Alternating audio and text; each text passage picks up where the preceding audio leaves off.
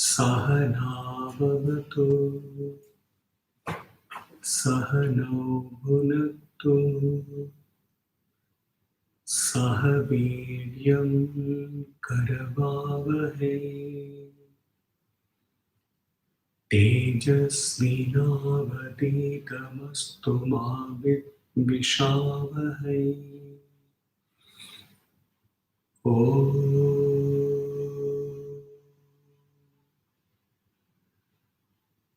Shanti Shanti Shanti.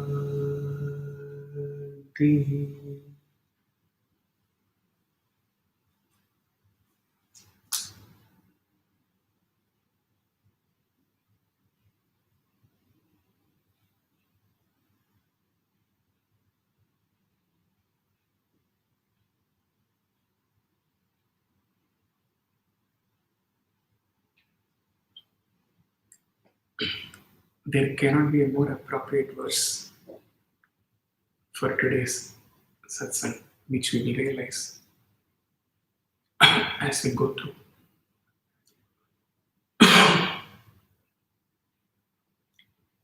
Moksha Gita, Song of Liberation.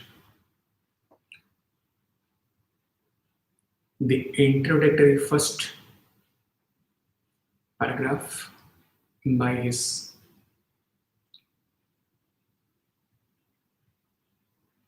most deserving disciple, Krishnananda Ji. This is Moksha Gita, or the Song of Liberation. By practicing its teachings, once one gets liberated from all bondages and becomes immortal. Moksha Gita is an exhaustive treatise of the highest wisdom of Advaita Vedanta. One cannot but be transferred into a higher spiritual state after reading this blessed Gita. A study of Moksha Gita alone is enough to guide a sincere aspirant in the path of Jnana Yoga. It will clear all his doubts and raise him to the truth of self-consciousness. Having studied, understood, and realized this higher, highly spiritual philosophy, one does not stand in need of any other performance for liberation. It will lead him to the highest meditation on Brahman. We will give a pause to Maharaj's writing, and then we will see an invocation by, he doesn't know him, or he had not heard of him, but maybe one of the scholars in those times, Sri Ramakrishna Bhatt, Bangalore. Salutation to that supreme effulgence which looks on unconcerned at the sport, that is, universe, having created it, and which is to be realized only in the state of samadhi.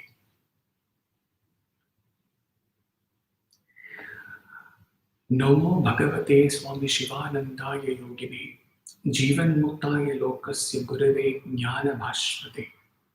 Salutation to Bhagavan Swami Shivananda, the yogin, who is a world teacher and the son of knowledge, as well as the one who is released from bondage while yet living. Salutation to you, the glorious Shivananda, who is capable of blessing people, whose feet are worshipped by the entire world, and who is the veritable ocean of compassion. He's keeping few, he's giving only few of the invocation verses. They are in Sanskrit, he's just reading out in English. The whole range of the Vedas is the cow. Shivananda is the milkman. The disciple is the calf. The nectar like Moksha Gita is the milk. The spiritual aspirant is the person that drinks the milk. Let those that long for liberation lead this Moksha Gita with attention and devotion. For the abstruse essence of the Vedas can be understood easily through this.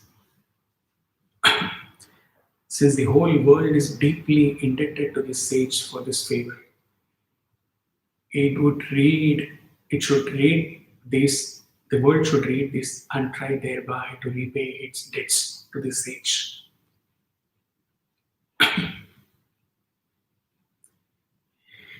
इहलोके ज्ञानसर्वे धर्ममार्ग अनुसारिण सन्मंगलानि सम्पाद प्राप्नुवन्तु Param padam. May all the people in the world tread the path of righteousness, enjoy all auspicious things, and finally attain Parampadam, the supreme abode.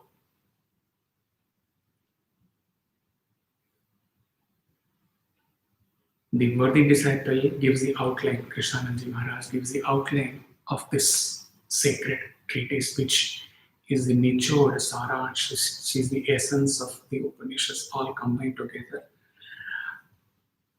Picking up what are all the essential concepts or essential truth about the Jiva, Jagat and the Ishvara, which have to be understood by a spiritual aspirant who is into the path of Jnana.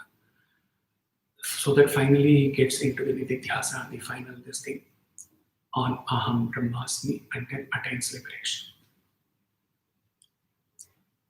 The first chapter treats the approach of the seeker after approach of the seeker to the Brahmanishta Guru.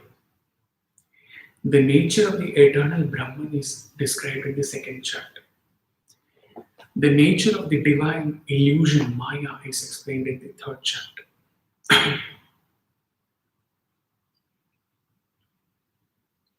The fourth chapter is the description of the nature of avidya. Maya is in relation to the Ishvara. Avidya is in relation to the Jiva. Avidya limits the real self to the Jiva and shuts it within the egoism of separateness, doership, and enjoyership. The fifth chapter deals with the nature of the universe. The whole universe is an unreality, a dream of consciousness, a mere superimposition of Brahman on Brahman. The nature of the mind is explained in the sixth chapter. Mind is a materialization of consciousness, an expression or hardening of the all-pervading self. Mind is the cause of egoism. The method of Vedantic sadhana is expounded in the seventh chapter. Sadhana cannot be practiced without first purifying the mind. Hence, the study on the mind comes before. The study of the universe comes before. The forms of ignorance and wisdom are described in the eighth chapter. The nature of the working of the 5 sheets of the self are described in the 9th chapter, 5 koshas. The state of Jivan Mukti is described in the 10th chapter. The 11th chapter explains the final Brahma Upadesha given by the Guru to the Shishya. The highest transcendental assertions are made.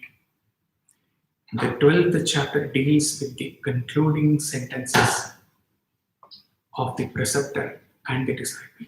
The disciple gives expressions to his ecstatic condition of knowledge, self-knowledge, and speaks of his unique spiritual experience. This Moksha Gita is both a philosophical exposition as well as a practical teachings. The secondless Brahman alone exists. The universe and the individual do not exist in the 3 periods of time. Everything is one mass of infinite consciousness. This is the essence of Moksha Gita. The first chapter. The first chapter, when the Shishya is approaching his Guru, the first line, we will not get in too much into the Sanskrit verses because they are longer and the lines are the Sanskrit. Unlike Bhagavad Gita or Ashwakra Gita, the Sanskrit words are a little tough for all seekers. We'll confine to the English translation. The first line of the first chapter, first and the second verses, starts with Bhagavan Karuna Sindhu Namami Twamaham Guru. The verse reads thus. The disciple said, O merciful Master, I bow to thee. I have fallen into the dreadful ocean of birth and death. I am afflicted with the three kinds of tapas. Save me, O Lord, teach me how should I cross this ocean of samsara. The disciple approaches the Guru. This is the starting point of the Brahma Vidya. The aspirant, after equipping himself with the sadhana chatushtaya, the ethical discipline necessary for the purification of the heart before entering into the field of Brahma Vidya or the science of the ultimate reality, goes to the spiritual teacher for higher knowledge.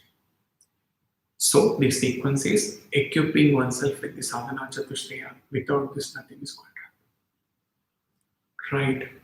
Write in the biggest fonts and keep it with you. Without equipping yourself with sadhana chatushtaya, nothing is going to work out in this path. If our inner conscience, Antaratman, will tell us the truth, will reveal to us the truth, no matter outwardly, leave alone deceiving others, the Guru, we may be deceiving ourselves also that yes, sadhana chatushtaya, vivek vairagya, shatsampat mokshatva, I have equipped myself. But in silence, when you speak with your conscience, it will reveal to you whether after understanding what is Viveka from the sadhana chatushtaya session, are you really able to discriminate between real and unreal, between the transient and the eternal, between the anatman and the atman. 90% failure is in this first, unless and until, if you have to, like August 2001, he landed here. He started preparing, he started knowing about Oman. He went through the culture of Oman, do's and don'ts in Oman.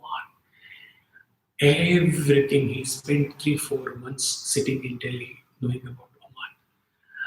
Similarly, not exactly the same, but the essence is the same.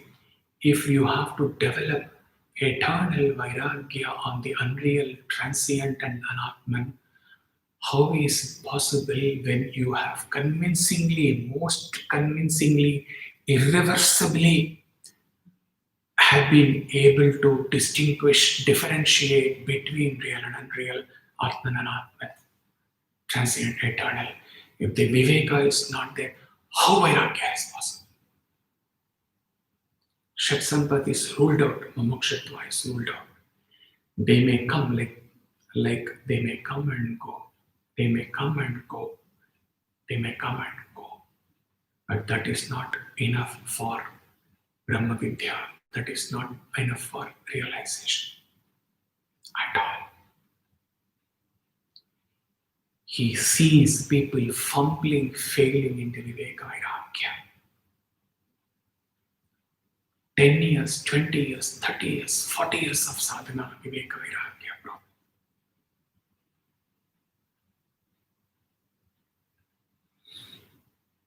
He can hug all of them, he can prostrate to all of them, he can be at their feet for the whole day, he can beg, plead, develop Viveka Vairagya.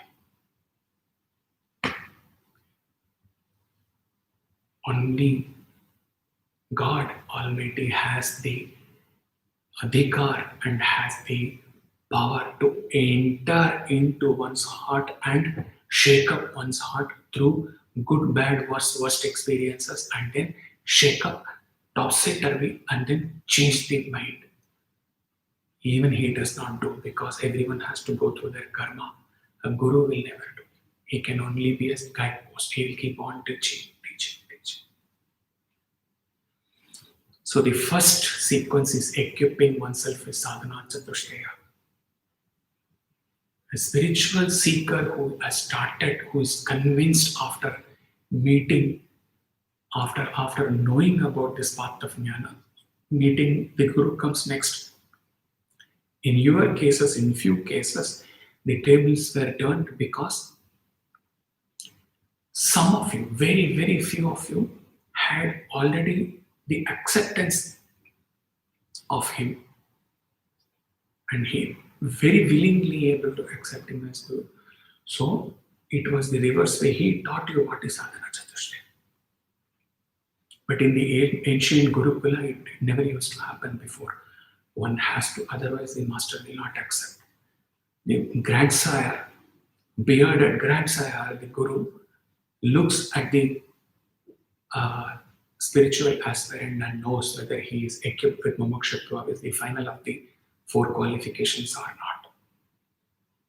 Otherwise, what he may turn down, rejecting, or he may say, work in the kitchen, work in the gardens, work outside, serve, wash clothes of other disciples for 1 year. For his ego to come down and for him to be equipped with the sadhana chatushtaya, then he will take, come, I will teach you Brahma Vidya. Equipping oneself with sadhana chatushtaya, and then with mumukshutva, the aspirant searches, finds, and approaches his Guru. Swami writes in Sutra Vahini, explaining the first sutra of the Brahma Sutra. The first aphorism is Atah Brahma Jignasa. The initial Atah has many literal meanings, but in this aphorism, the most appropriate sense is thereafter. So, the question after what arises, it is obvious that it refers to the yearning to understand the nature of Brahman, Brahma Jignasa. The meaning is after such a yearning has dawned, and how can this yearning emerge? It can come to the mind only after one acquires proper qualifications. Thereafter means after equipping oneself with these 4 qualifications. Unquote Swami. A quick recap. In a line or two, Viveka, discrimination, we have told already. Vairagya, dispassion towards all that have been known as unreal, transient, and anatma. This is a starting. Ultimately, in the Nirvana Shatakam, we have ended that there is no subject-object difference, there is no difference, there is nothing called anatma, but that is the final. We had to go through 7 sessions and 1 Tattva Prahamsa is in between Sat to Om. It has taken us 10 to 15 hours of downpour for reaching the final. Shat Sampat Sama, control of mind, Dhamma. It is pronounced as Shama also somewhere, but he doesn't pronounce as Shama because Shama means it can be mistaken for a Hindi word Shama. Sama, control of mind, Dhamma, control of body and senses, Uparati, withdrawal from sensory objects, Titiksha, forbearance, Shraddha, unshakable faith, Samadhana, equanimity, Mumukshutva, lit up longing, never-ending craving for liberation. Now approaching the Guru. This has been elaborated in many sessions before also. Chinmaya has beautifully described this aspect in his commentary, in this audio commentary on Kathopanishad. When he started that August 2010, many Chinmaya's discourses and many his, like Krishnananji Maharaj, Chinmaya had, okay, of course, Tejomayananji, there is one Brahmananda also, Swami, very, very senior. Don't know if he's alive or not. Many of his discourses were available in audio. Gradually, all of them have gone, not available. In the audio, Chinmaya describes. But it was not in the Kathopanishad book of Chinmaya he referred that. So he says, Chinmaya's description, it goes detailed, non-stop. Like Shankar Mahadevan sings, Chinmaya speaks without even stopping for breathing, taking a breath. The aspirant lit up with mumukshatva undergoes hardship to any extent, walks through the dense forest. His slippers are gone. Okay, he might have a kamandalu and he might have samit, and he may have a bag hanging on his shoulder for something to eat in raw form. That's it. And with hardly anything left over to eat, with barefoot, with slipper gone, with thorns in the forest, and the blood oozing from the feet, that is the hardship for getting a guru. Dear ones, that is the hardship one had to take. He is not going to tell anything, you think. And reaches his chosen acharya's kutir and hands over a Sami. Okay, in Shardam, in this thing we hand over, and then he accepts, the acharya accepts, right?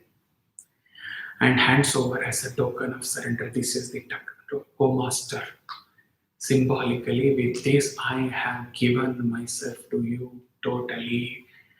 I am not going to exercise my mind, my intellect, which has not led me to anywhere for several births. On a day, it may give me some 10-15 minutes of stupid passing happiness. All others are pain. Or, if not pain, vacuum. I have failed. So, you take me over. Let your intellect work through my intellect. Let your teachings work through me. Let your Upadesha fill me totally. Let me not involve my ego at all.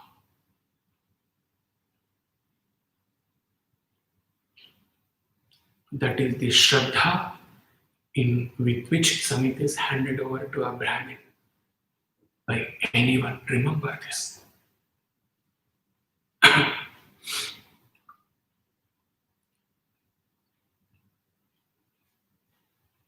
Let us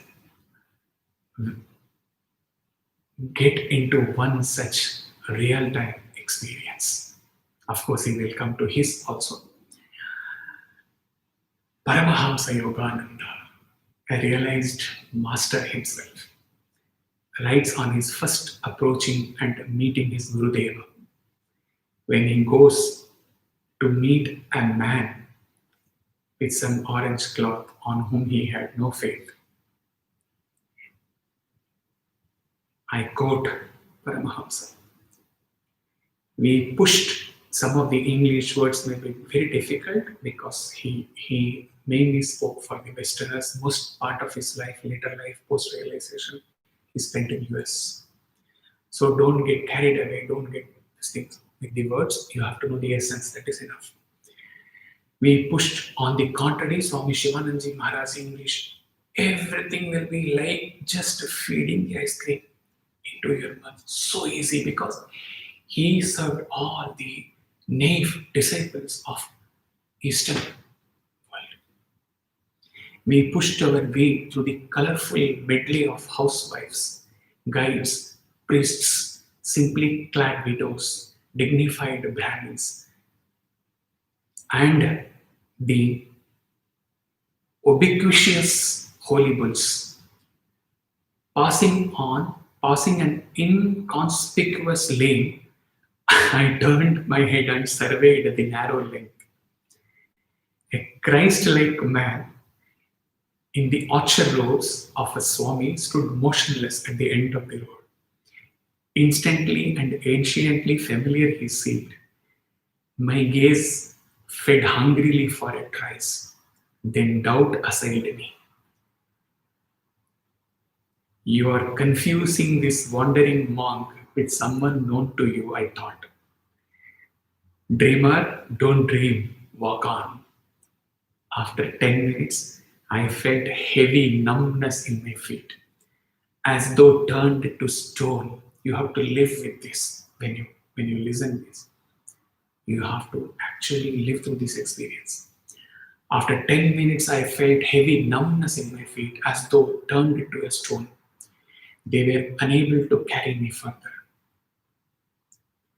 Laboriously, I turned around. My feet regained normalcy. I faced the opposite direction. Again, the curious weight oppressed me. When he turned towards his master, his feet were normal. When he turned against him, he could not walk. So the saint is magnetically drawing me to him. With this thought, I heaped my parcels into the arms of that person. He had been observing my erratic footwork with amazement and now burst into laughter. What ails you? Are you crazy? My emotion prevented any retort. I sped silently away, retracing my steps as though wing shot. I reached the narrow lane. My quick glance revealed the quiet figure steadily gazing in my direction. A few eager steps and I was at his feet. The ego is gone. Gurudeva. The divine face was none other than he of my 1,000 visions. If something is happening to him, much thing must be happening to you when he goes through this. The experience counts. Forget the form of Yukteswar and Yogananda. Experience that encounter with your Acharya. These eyes in leonine head with pointed beard and flowing locks had oft peered through gloom of my reveries, holding a promise I had not fully understood. Oh, my own, you have come to me. My Guru uttered the words again and again in Bengali. His voice tremulous with joy. How many years I have waited for you. We entered a oneness of silence. Words seemed the rankest superfluous. Eloquence flowed in soundless chant from heart of the master to a disciple. With an antenna of insight, I sensed that my Guru knew God and would lead me to Him.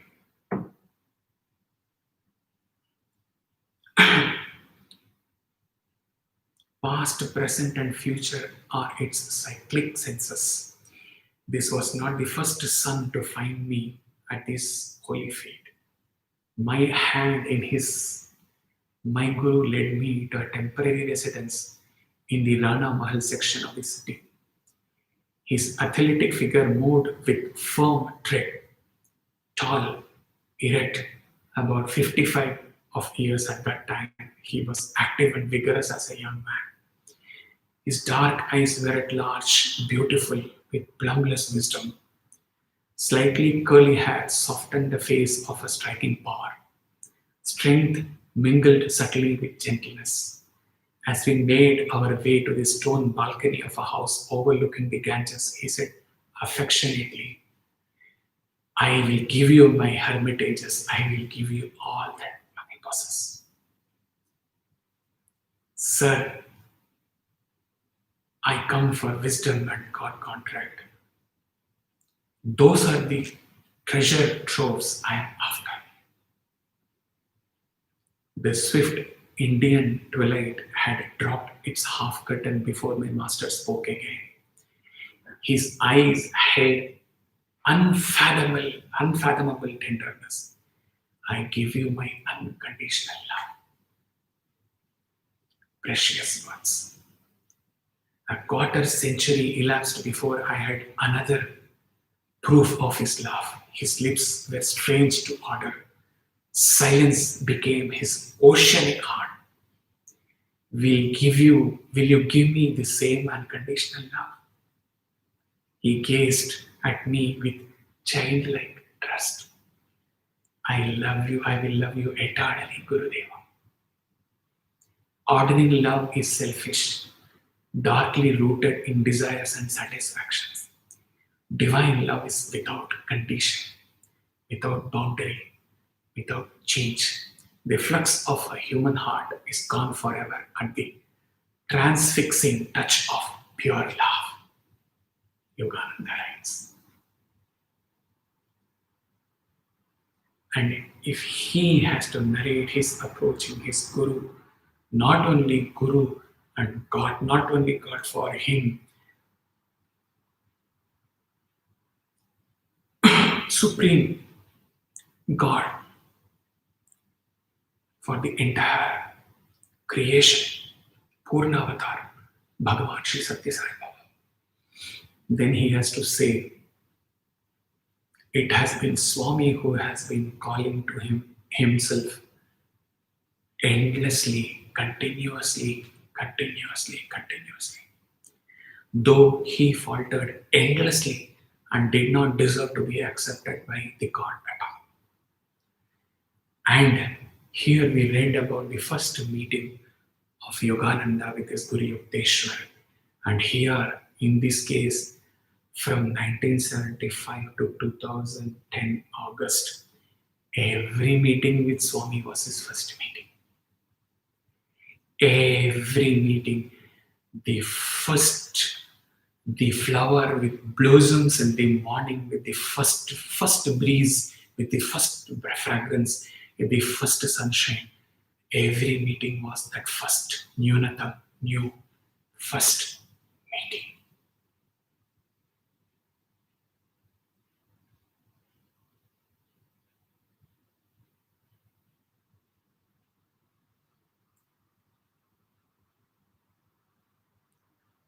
And every time, so most often, he assured his love in silence. And that is the most powerful expression, powerful communication. But to give reassurance, it is not that he was always silent. He did give Pada Namaskar. He did give Vibhuti. He did say, I love you. Swami loves you. He did say a few times, not many times, that Swami is very, very, very happy with you. But most of the powerful communication were in silence, which was total.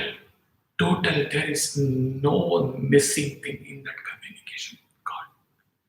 Total communication.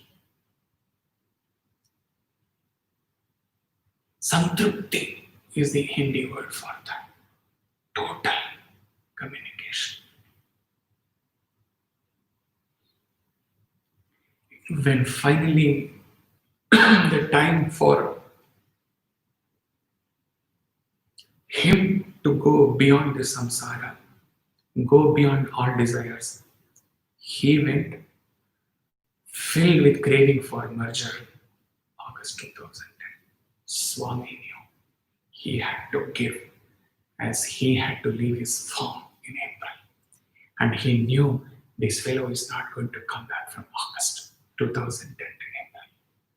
So he gave and he gave and he gave miraculously, mystically, in total abundance, which is the best any guru can give to any disciple.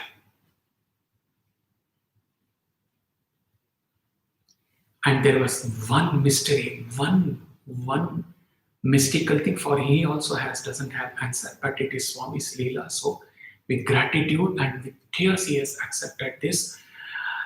Here in few cases where you have accepted, very few of you wholeheartedly, Guru, remember, it is not to put others down, but Guru is a very, very, very, very big expression. You can call teacher, okay, okay, but Guru is a very big word, because the eternal Guru is within you, okay, and you are connecting to an external Guru who is going to connect you with the Guru within ultimately. Okay, so the bondage, if you call, the relation, if you say, or the expression of the Guru is very, very serious. It should never be brought down to a normal level. Call him Satya, call him Satyaji, call him teacher, no problem. Guru is very sensitive.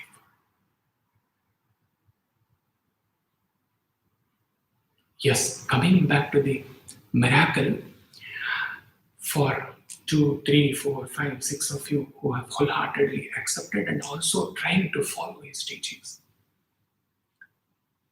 10, I leave alone the numbers. Okay, whatever, you will know yourself whether you are or not. He does maybe 20, 40, 50. Forget the numbers. With you, he is striving, he is giving his days and nights to you. He is teaching. Torrentially he is pouring. But he is, because he being a Jiva turned Mukta, he is not able to perform the miracle of getting inside you and granting you that realization. But in this case, he did. And if you ask him whether he deserved, it's a big question. But he had a purpose, he did.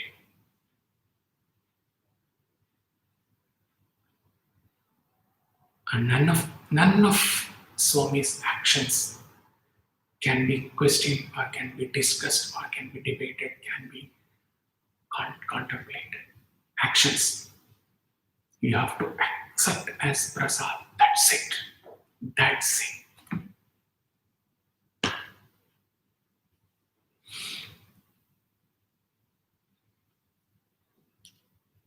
The Mundaka Upanishad says, now coming back to the commentary, after finding everything on the earth as worthless, the seeker after the eternally good, the seeking the eternally good should approach a preceptor who is well versed in scriptures and established in the consciousness of Brahman, Shrotriya Brahmanishta Guru. The subtleties of the essence of life enter into the heart of aspirant only when he is purged of the impurities that cloud his understanding. The conduct of an aspirant after the supreme truth is an ideal one. It is not erudite learning that is demanded of the aspirant, but a crystalline, pure heart and a child. You may not know Sanskrit, you may not know much of the expressions of Vedanta, you may not be a scholar, you may not be a graduate, you may not be anything at all, you may not be even a 12th pass. But if you are pure in your heart and endowed with sadhana chatushtaya, huge possibilities that you will get that. Though education helps in at least listening to the discourses and understanding everything, okay, but it is not all.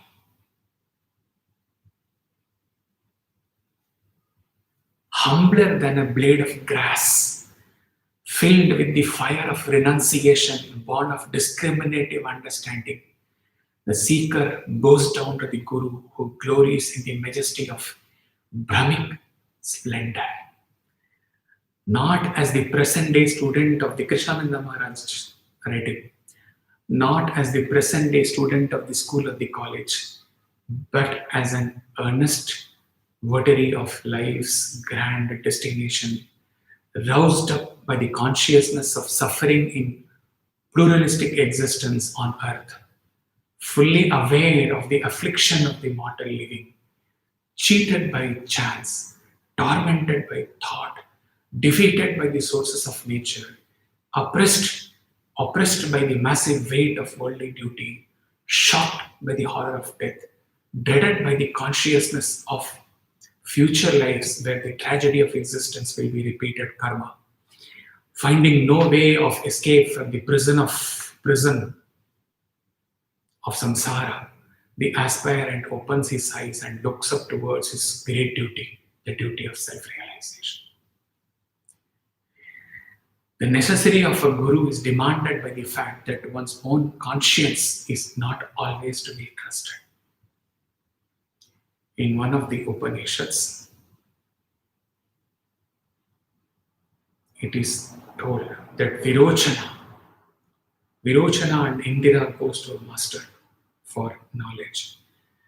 Virochana acted according to the voice of his conscience and realized that body is the self, and he was satisfied. With my body, I am able to do everything. So my body is everything. This is how your mind can play. And at the most sattvic level, there is a huge possibility that you may think that my intellect is everything. I am able to discriminate. I am able to do everything with my buddhi. You stop there. To take you beyond that intellect, to take you beyond that ego, consciousness. He is one who is going to connect you with your inner Atman, reach you till the doorway of moksha, and wait there because he has gone and come back, gone and come back, and now eternally realized. He waits for you to get it and come back and tell Gurudeva, I got it.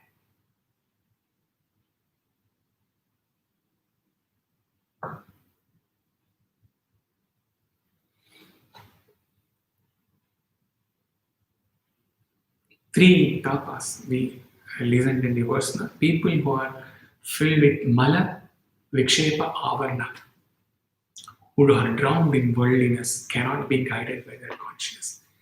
Mala, when we know impurity, physical as well as mental impurity. Vikshepa, NS7 you have taken. Hindi, from the avidya jnana to ananda prapti. Vikshepa, veiling. Avarna is the veiling, not knowing the truth, and Vikshepa is not knowing the truth, so getting into, expanding into the disturbances, expanding into everything that is untruth. So Avarna, Vikshepa are opposite. The truth is veiled, so you run after untruth.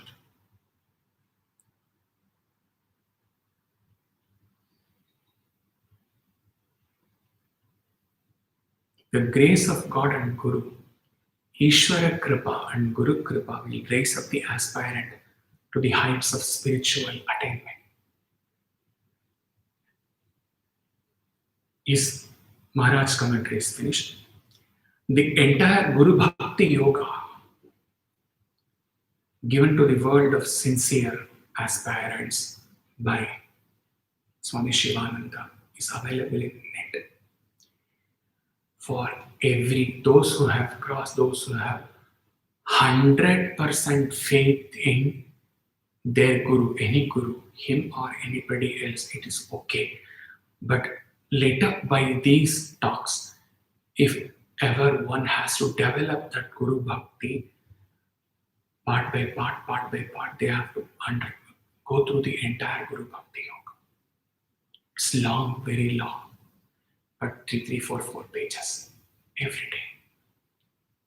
For those who have accepted, found of your Guru dead or alive, it's okay. For others, it will be very helpful. He wanted to take out some extract, but he was at loss because what to take and what not to take. So he left that because he would find one para, oh beautiful, I have to give to the sadhakas. After a couple of pages, oh my God, how can I miss this? Then the session will become the Guru Bhakti Yoga and that will run into 5 sessions. So he skipped that.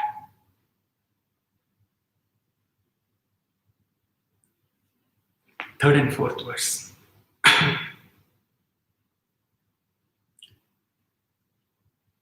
Now, the student has gone and offered himself. The Guru is telling, fear not, my child. See the first line. First line. Fear not. What an assurance.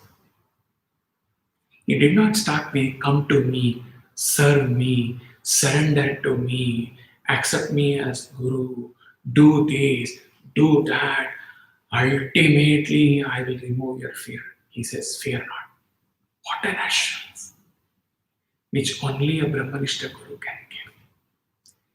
Any pseudo Guru will actually instill fear in the disciple's heart about himself. By all dramas, by all giving the Rudraksha, giving this, prescribing this mantra, do this, do fasting, do this, otherwise this will happen. This. You should run away from such gurus.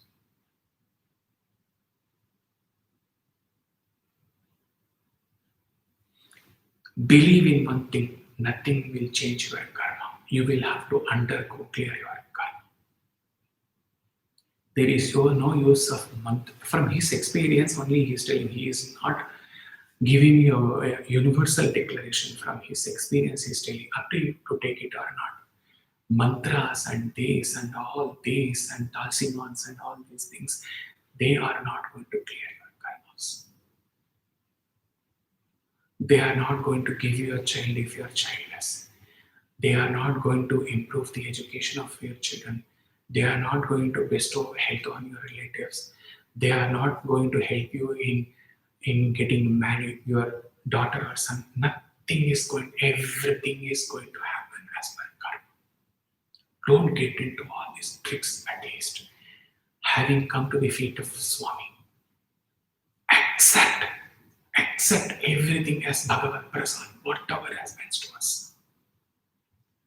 Whatever happens to us. The world who has not accepted Swami as Bhagavan, they also have the karma to undergo. But they don't have Bhagavan to give them strength. How fortunate are the devotees of Bhagavan Shri Satya Sai Baba.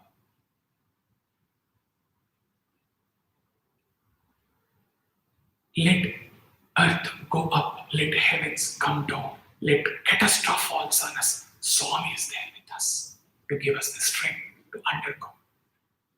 And along with that, with very, very, very few of you, he is here not to command you, but to serve you out of love. What else do you need? What else do you need? The karmas will be cleared like sipping a glass of water. They will just go like this.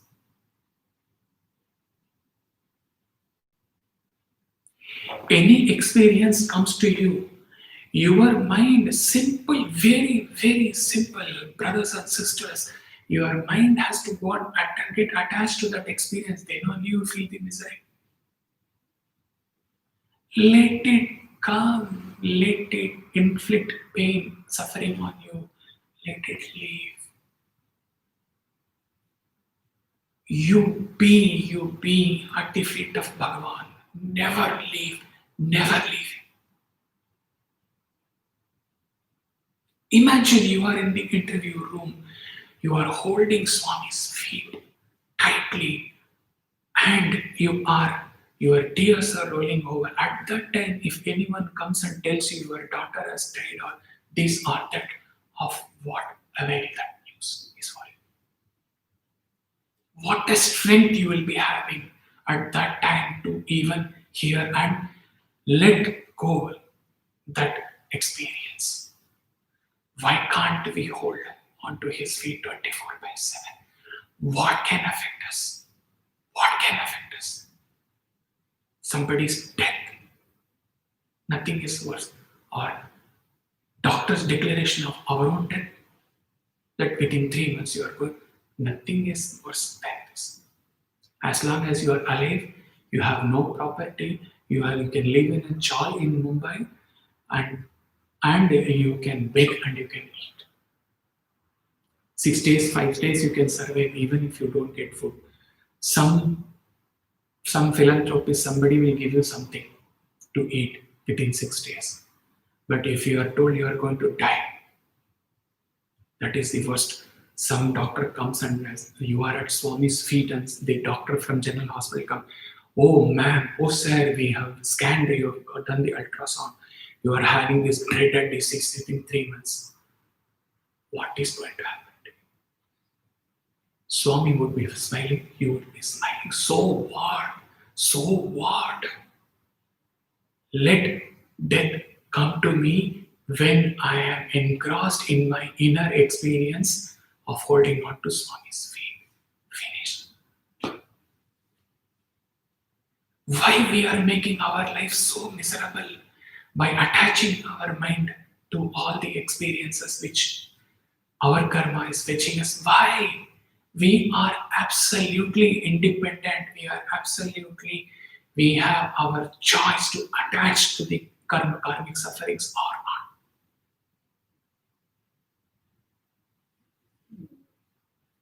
And to the chosen few of you here, and to the chosen multiple others who have chosen their other guru, may it be Shivanandaji Maharaj, may it be Anandamayi Ma, may it be Amritanandamayi Ma, may it be Ramana, may it be anyone, Chinmaya, anyone.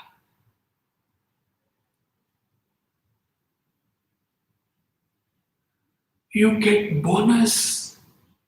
You get the Purna Avatar, whose feet you can hold on to, and you have a guru in form or not, whose teachings can light up your day 24/7. What more the world can offer you as positive thing? Come to think of the positive thing. The karmic sufferings will be tuchya, nothing.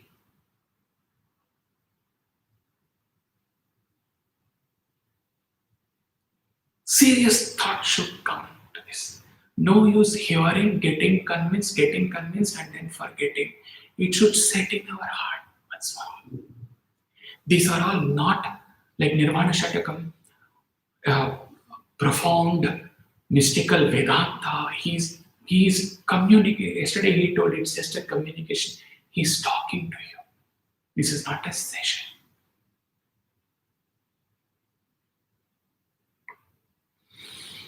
The Guru said, "Fear not, my child. In reality, there is no death for you. There is a means for crossing this ocean of relative existence and attaining immortality of the supreme bliss. Amritatvasya samprapto paramananda bhojane. I shall teach you Brahma Vidya. Hear with rapt attention. Brahma Vidyamimam Shruno."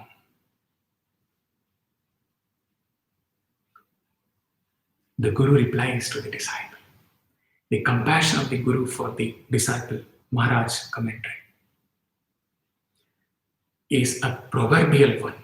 The aspirant who has tranquility of mind, who has controlled his senses, who has developed serenity of power of endurance, who has faith in God, Guru and scriptures, who has one-pointedness of mind and earning for liberation, is answered by the Guru within the heart of a Brahmanishta.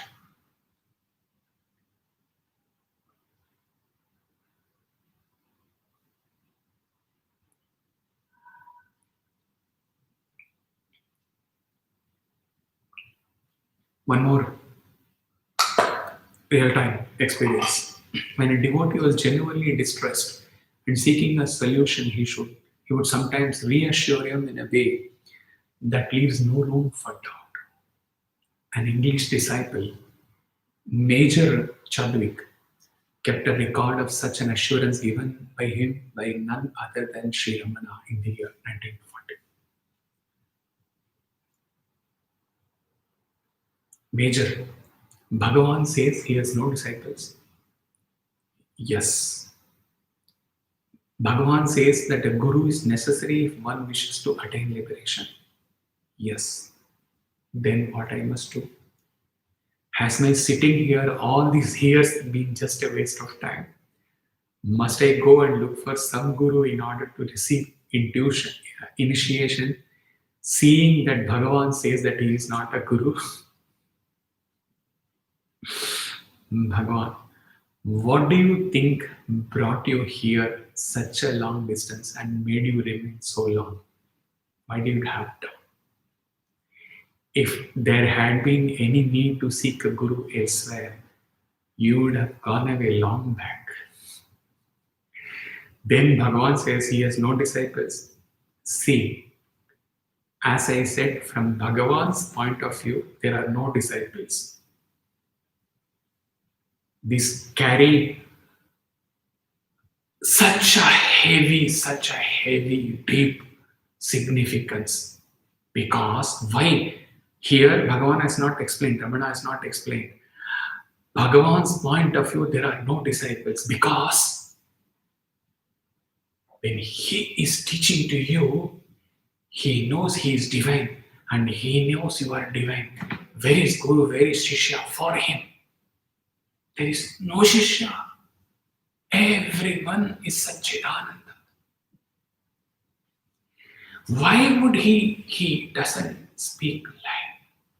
For sure. He doesn't speak any superfluous word. Why does he prostrate to you so many times during the talk? There is no disciple for a guru who is realized Brahman. If 2 or 3 of you believe that he has realized, for others, they may take this line with a discount and they will keep it aside. Bhagavan's point of view, there are no disciples from that of a disciple. The grace of a guru is like an ocean. If he comes with a cup, he will only get a cup full. It is no use complaining of the niggardliness of the ocean, the miserliness of the ocean. The bigger the vessel, the more he will be able to carry. It is entirely up to him. The question then to know whether Bhagavan is my guru or not is just a matter of faith. If you are not going to admit that I am your disciple, Ramana, you know his pose, sitting straight up on that coach, turning to the interpreter and speaking with great emphasis. Ask him, does he want me to give him a written document that he doesn't have to go anywhere else?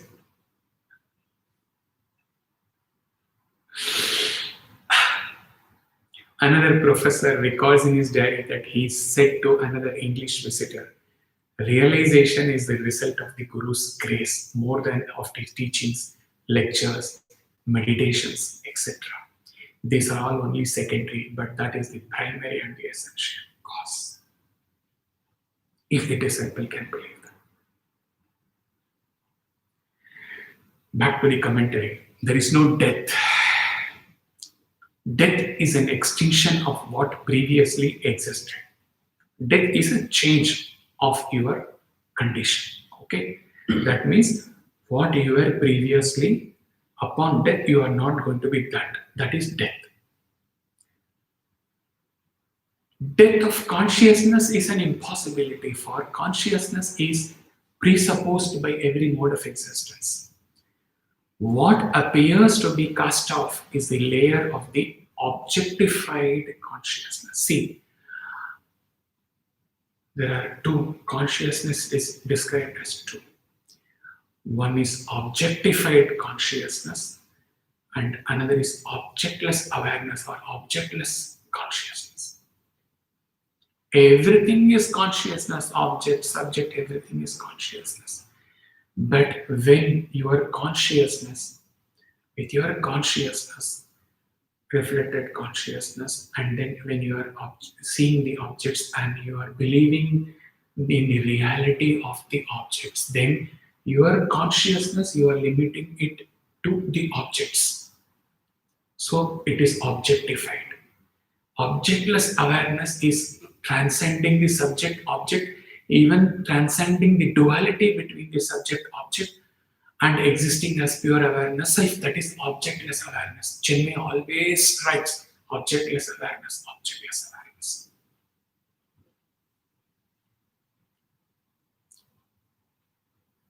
But even this removal of the physical shape is only a state of the changing of individual consciousness.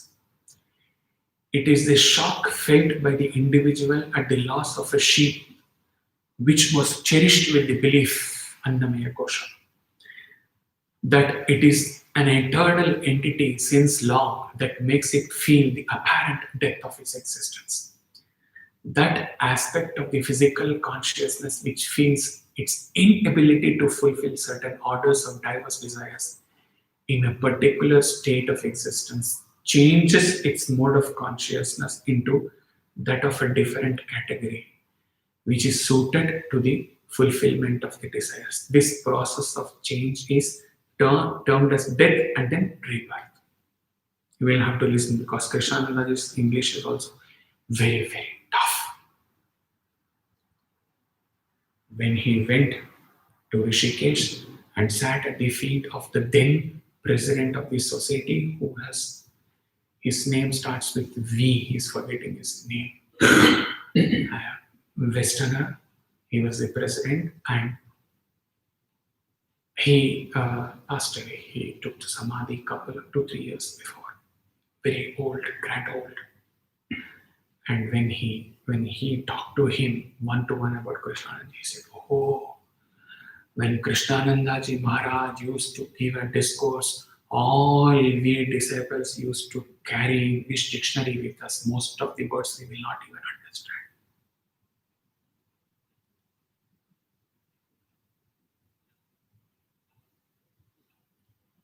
Okay, hence death is only a stage in spirit.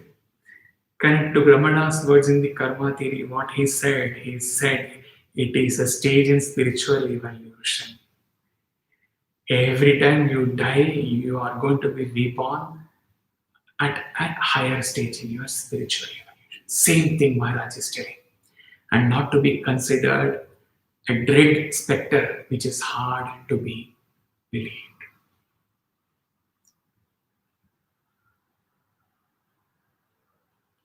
A Brahmanishta Guru is the one who does not create fear. We talked about fear, fear not. Who does not create fear, uncertainty, complex in his disciple to gain more power, more benefits, more slavery. Talking about fear, and then we will talk about fear. 2 real-time experiences will finish. When Yogananda once leaves ashram, and then after some time when he returns, this is the conversation between the Guru and the Shishya. Yogananda writes,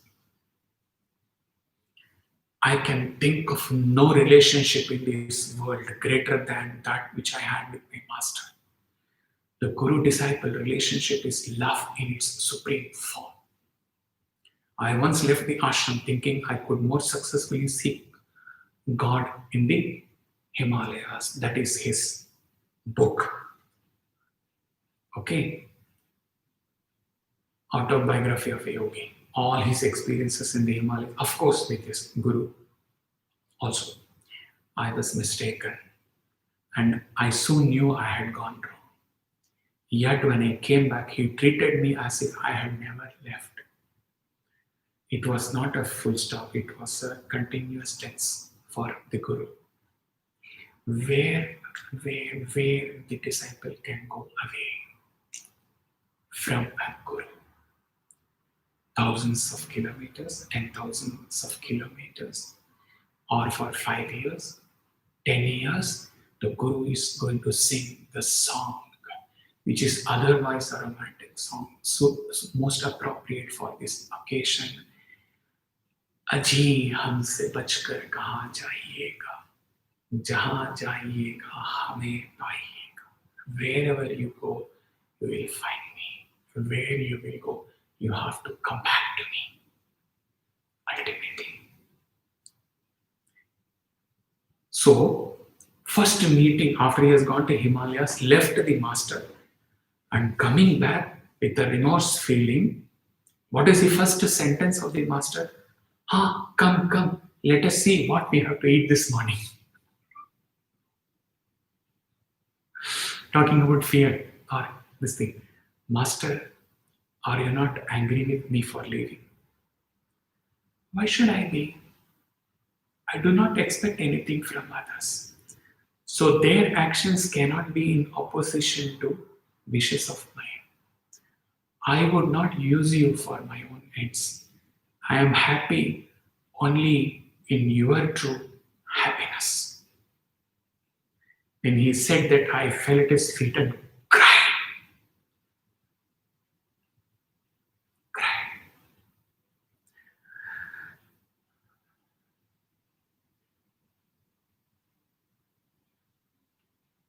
He's reminded of Swami. I cried.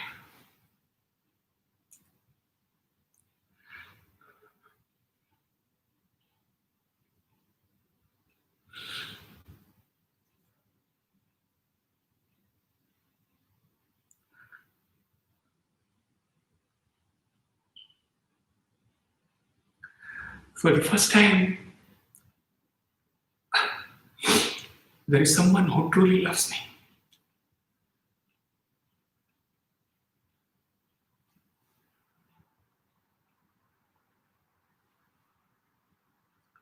Even though I ran away from the ashram to seek God, this stupid fellow, lost into the youthful pranks in his college time, from 81 to 86, he did not go to Swami.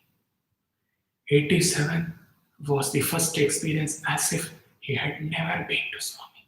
All those things come like a flash to him.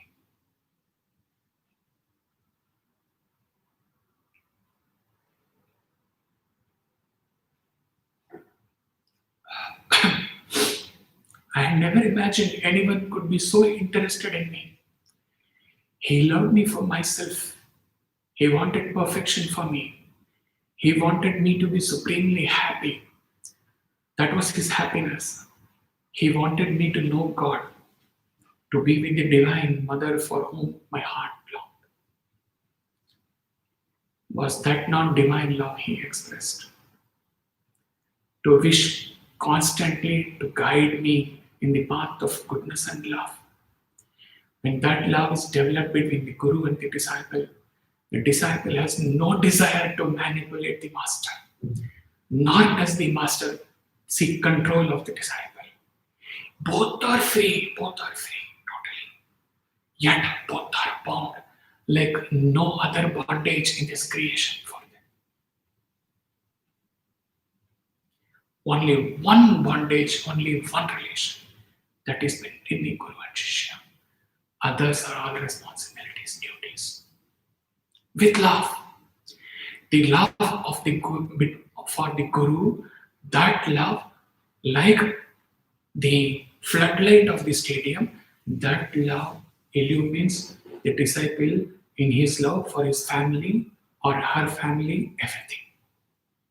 The only one love is for the Guru.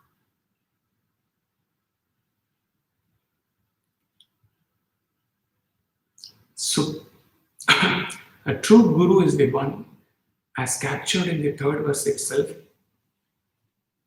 When the disciple has surrendered and is willing to listen and take anything that is poured by his acharya, even at that moment, the Guru introduced the reality that the disciple is not mortal coil subject to death, but he is verily the immortal self. That is what this verse talks about.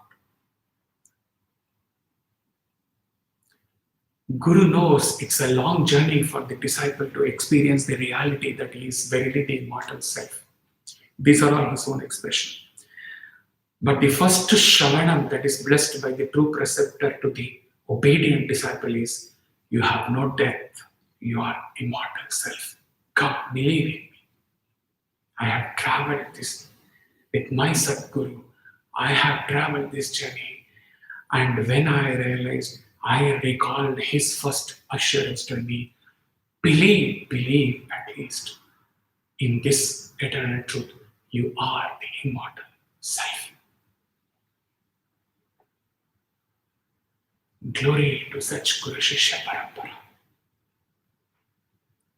Last part, a lesson practically imparted to a disciple. When the disciple chooses actual death, we are talking about death and immortality. Swami Rama writes, in my own life, since I was a small child, I was raised and guided by my master.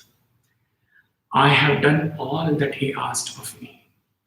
Grace had not come, I thought, and I grew frustrated. So one day I went to my master and said, you have not done the Shakti Pata for me. That means either you don't have Shakti or you don't intend to do it to me.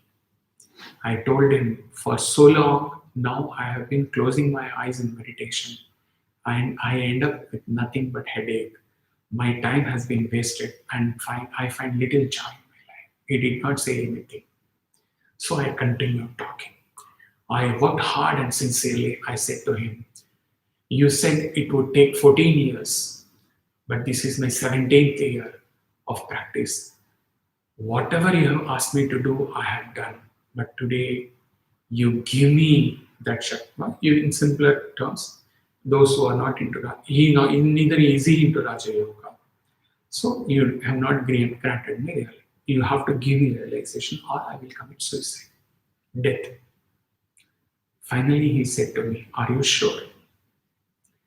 Are you really following all the practices I have taught you? Is this the fruit of my teaching that you are committing suicide? Then he waited for a moment and said, when do you want to commit suicide? Right now, I said, I am talking to you before I commit suicide. You are no longer my master now. I have given up everything. I am of no use to the world and I am of no use to you.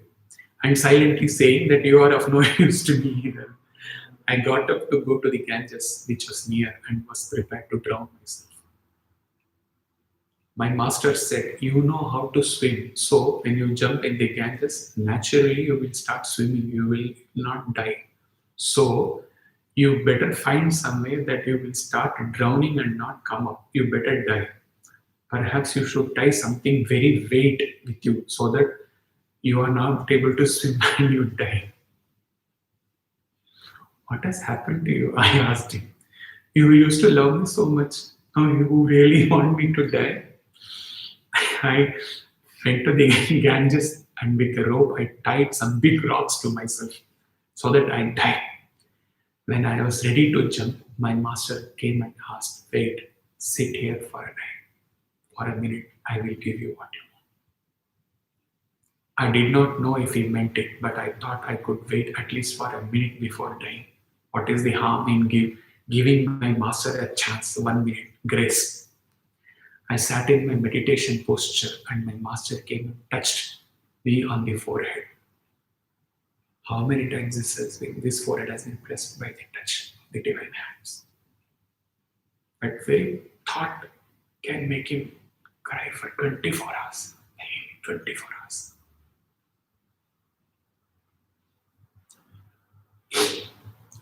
I remained in that position for 9 hours and did not have a single worldly thought. The experience was indescribable. When I returned to normal consciousness, I thought, no time has passed. I said to my master, please forgive me. With that touch, my life was transformed.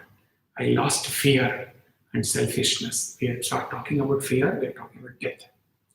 I started understanding life properly.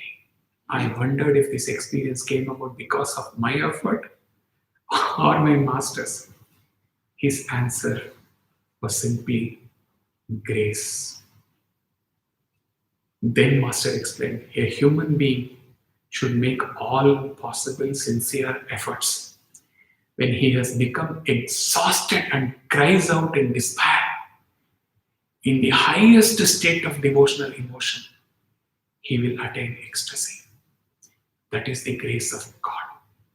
Grace is the fruit that you will receive from your faithful and sincere efforts. Maharaj continues. We are ending this. The means of crossing the ocean of relative existence is the knowledge of the infinite Brahman or the eternal self. The man of the world seeks this bliss in wrong places, where it is not. He turns away from the truth and catches the shadow. He strays away from the self and runs after the phantom. He tries to find eternal bliss in son, wife, wealth, property, name, fame, and power.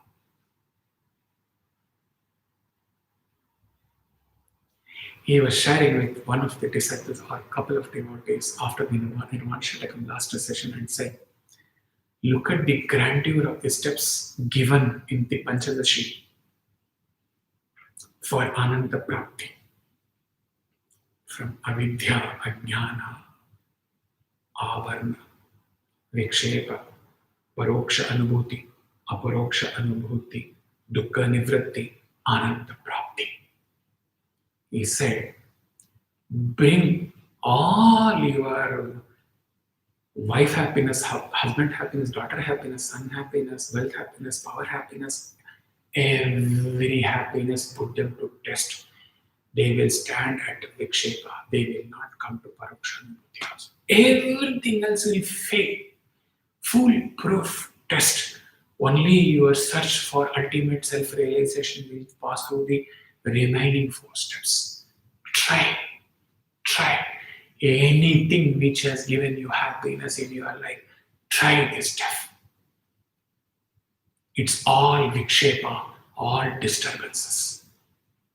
Caused due to avarna, veiling of the truth.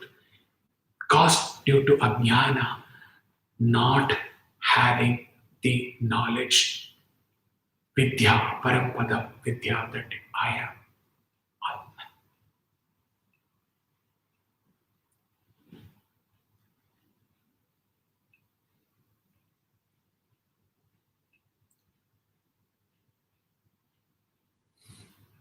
The blessed man, Guru, turns his gaze inward and beholds the light of the immutable substratum, the changeless, the Shishya.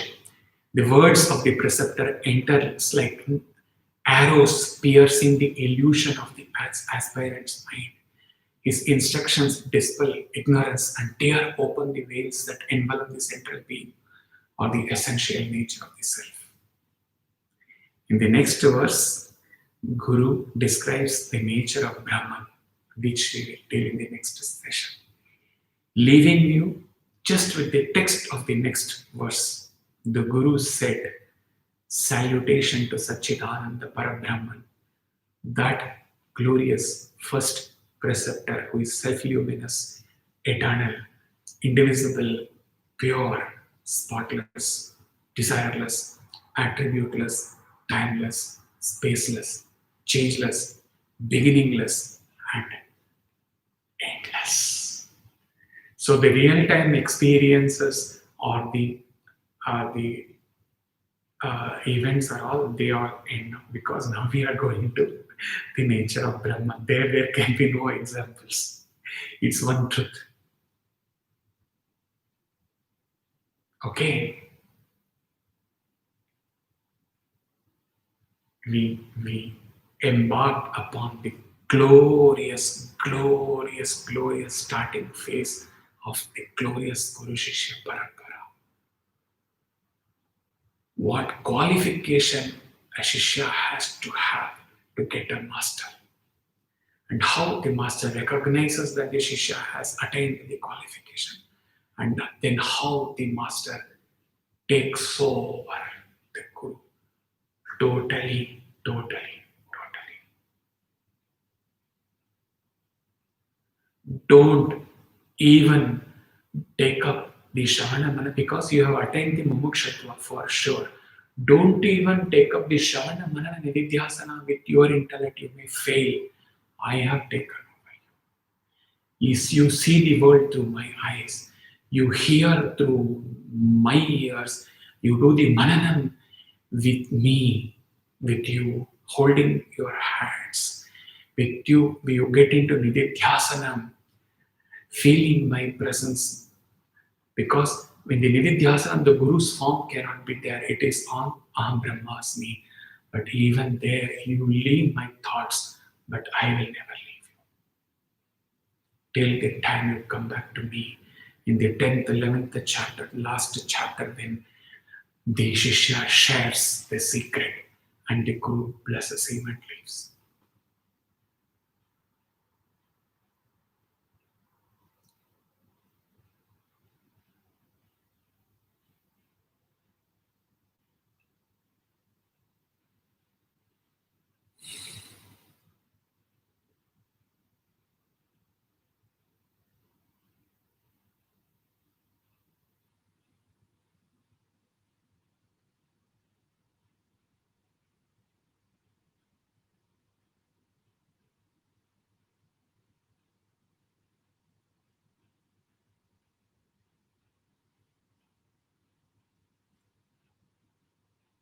Jai Sai Ram.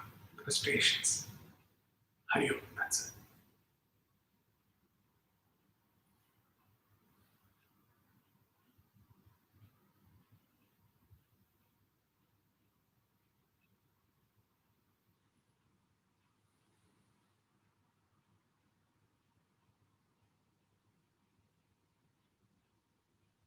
The Guru Shishya association is not something normal. If ever you find a guru, or if ever you have found someone who you believe to be your guru, anyone, not him, anyone, take it very seriously, because this is not a normal association like any other association in our worldly life. He is going to connect you with the Sadguru within you ultimately, and take you up to the gateway of realization, which is the only purpose for which you are born. And such is the service which your master is going to do for you. How sacred is that relation?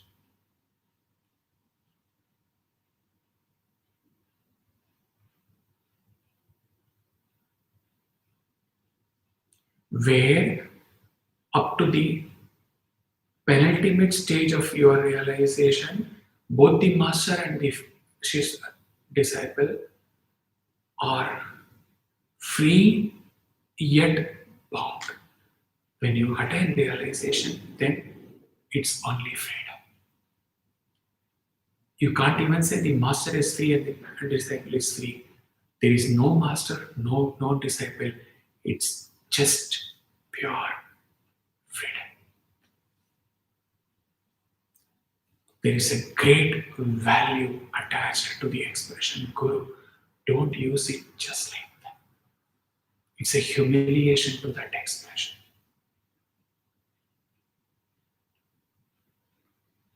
He's not at all telling about himself, anyone. If you have taken someone as your Guru, dead or alive, then he should work through you. You should leave your ego, you should leave your individual identity totally.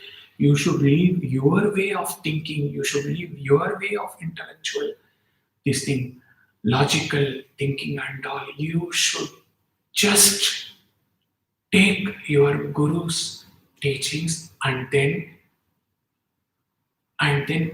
pray for his grace and your God's grace, so that without any modifications, without any changes, without any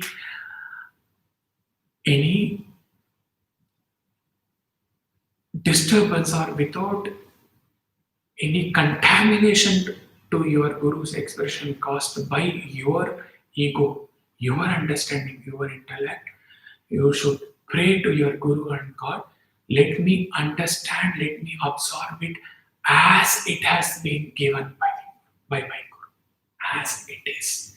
Gurudeva, you work through me, you take me over. I am no more existing.